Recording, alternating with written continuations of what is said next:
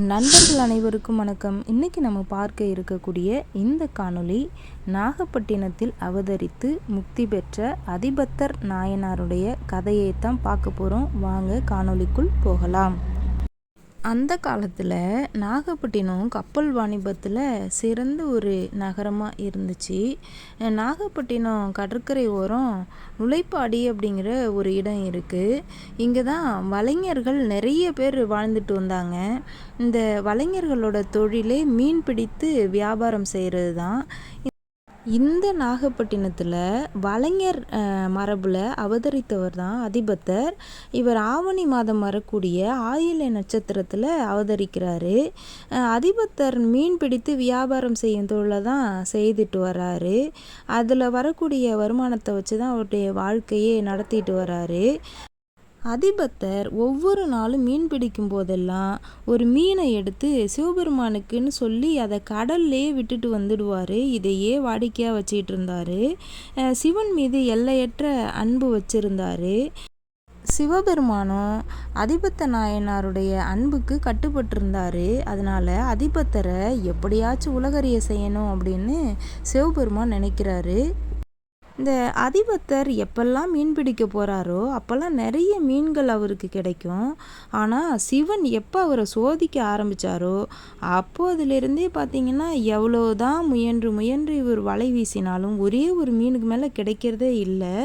இவரும் உடனே அந்த ஒரு மீனையும் கடலில் எடுத்து போட்டுட்டு சிவபெருமானுக்கு சமர்ப்பிச்சுட்டு வந்துடுறது.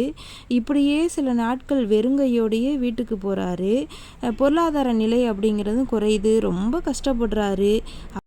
அப்போ கூட தனக்கு கிடைக்கக்கூடிய அந்த ஒரு மீனையும் என்ன பண்ணுறாருனா தொடர்ந்து சிவபெருமானுக்கே சமர்ப்பிச்சுட்டு வீட்டுக்கு வெறுங்கையோடு வந்துடுறாரு. வழக்கம் போல் ஒரு நாள் என்ன பண்ணுறாருனா கடலுக்கு மீன் பிடிக்க போகிறாரு. அன்றைக்கும் பார்த்திங்கன்னா ஒரே ஒரு மீன் தான் கிடச்சிது அவருக்கு. அது எப்படி இருந்துச்சுன்னா தகன்னு பொன் மீனாக இருந்துச்சு. இதை பார்த்த உடனே அவருக்கு ரொம்ப சந்தோஷம். மற்றவங்க என்ன சொல்கிறாங்கன்னா இந்த மீனை வச்சு நீ இழந்த எல்லா செல்வத்தையுமே மீட்டலாம், உனக்கு வறுமை அப்படிங்கிறது இனிமேல் இருக்காது அப்படின்னு சொல்கிறாங்க.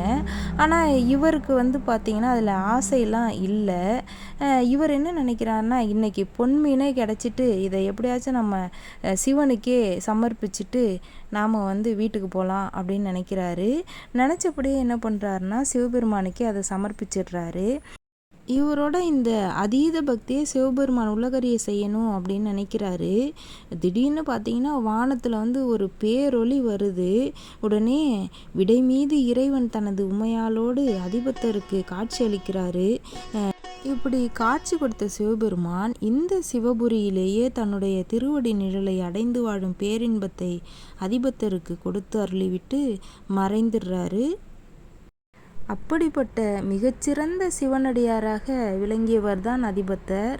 இவர் 63 நாயன்மார்களுள் ஒருவர்.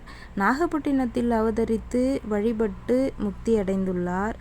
அதிபத்தர் வழிபட்ட அமுதீசர் திருக்கோயில் என்பது நுழைப்பாடியில் இருக்குது. அதே மாதிரி நாகை காரோகணன் திருக்கோயிலில் இவருடைய திரு உருவச்சிலையை வச்சுருக்காங்க. நாகப்பட்டினத்தில் உள்ள ஸ்ரீ காயாரோகணேஸ்வரர் ஆலயத்துக்கு நம்ம போனோம்னா அங்கே இவரையும் நம்ம தரிசிக்கலாம். நன்றி, வணக்கம் நண்பர்களே. மீண்டும் நல்ல காணொளியில் சந்திப்போம்.